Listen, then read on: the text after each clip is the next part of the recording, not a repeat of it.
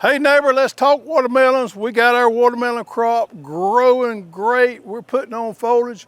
What do we do now? Do we prune our watermelons? Well, I've seen a couple of videos, people talking about pruning watermelons, and it just absolutely blowed my mind. With watermelons, one of the worst things you can do is to tromps, and tromps is a southern word from getting in there stomping around in there on your watermelon vines. The great thing about this lazy garden kit is we can control our weeds, so we don't have to get in there and weed very much, so we don't get in there and step on our vines. You know, walking on those vines right there is one of the worst things you can do. When our watermelons start to come in, we got to be real careful. We got to get in there and get some watermelons out, but up until then, if you can stay out of that watermelon vine, the better off you are. Now, the only pruning I do, and I do this on a daily basis, is I go around and I clip off any runners that I got running outside of my zone where I want my watermelons grown. You can tell I've done that a few times around here. I do that because I want to control my watermelons. If they run all out here, then I'm just going to damage them when somebody runs across there with a lawnmower or whatever. So when you cut them off there, it causes that bush to kind of bush up more there. It doesn't cause any big damage to the plant. It's kind of a common practice to control your watermelon plants from those runners getting out of control. My main job right now is to grow as much foliage as I can, give the plant everything it needs to produce enough blooms there, because we're in the process of we're fixing to have fruit set there.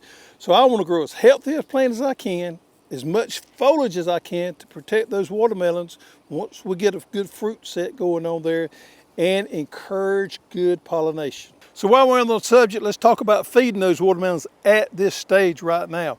Well, I'm lucky enough I've got drip irrigation down there, and that's really important because I can shoot my nutrients through that.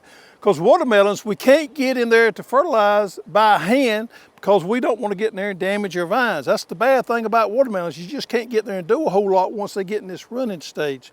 So I've got my drip irrigation. I'm lucky enough to have it so we can inject my nutrients through there as they need it. Now, what if it was to come raining for 2 weeks and we didn't need any water? Well, that is a problem. I don't care if you got drip irrigation or you don't have drip irrigation. In wet weather, you have problems getting those nutrients to the plant.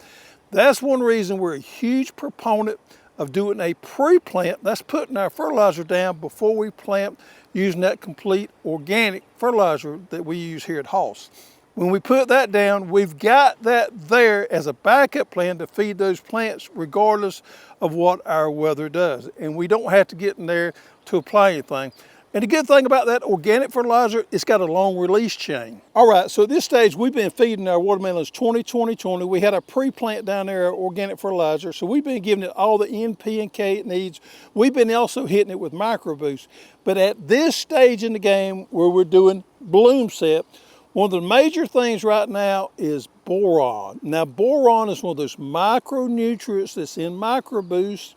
And as far as parts per million, or the amount of you need, is probably one of the ones you need the least of as amount as proportion wise.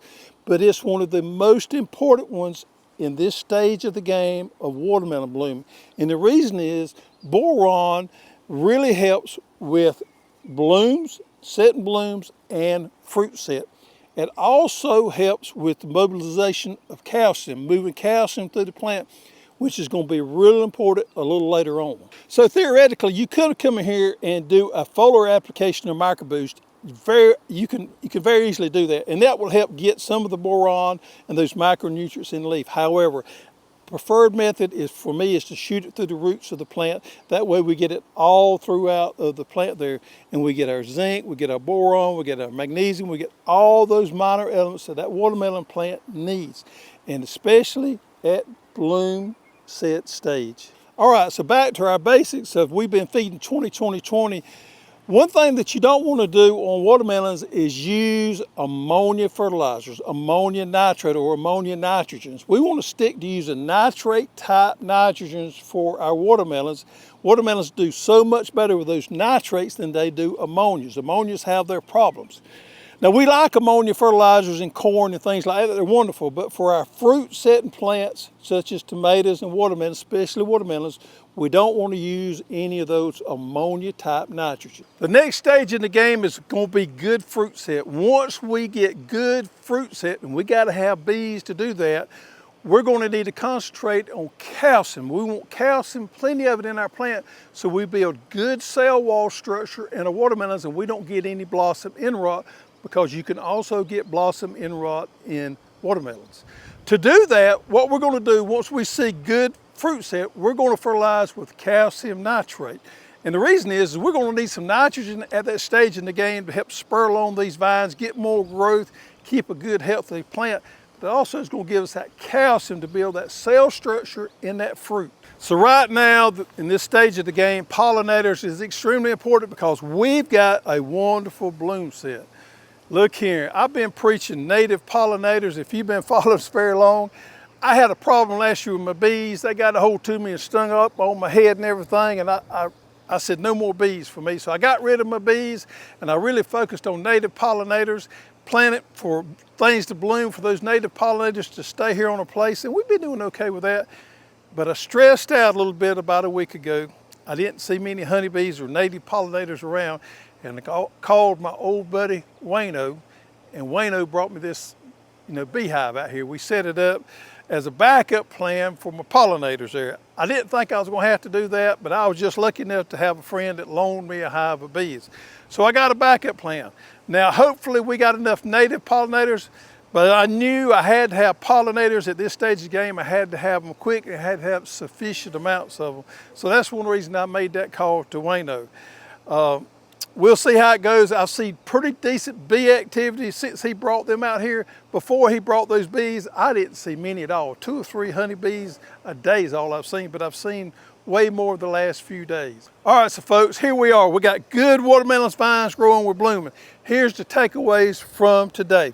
Make sure that you get a good boron application right before bloom set to encourage those blooms and fruit set. We want to make sure that our vines have everything they need to be growing, and we want to grow as much vine as we can possibly at this moment here. No ammonia nitrates, only use nitrogens if you can. Also, make sure you got pollinators. And then after we get through this here, go ahead and get ready and set up to shoot some calcium nitrate to them once we get bloom set. And last but not least, stay on that strict fungicide application, 7-day rotation to keep those vines clean of disease. We've got a video right here where I talk about this, exactly how to do it.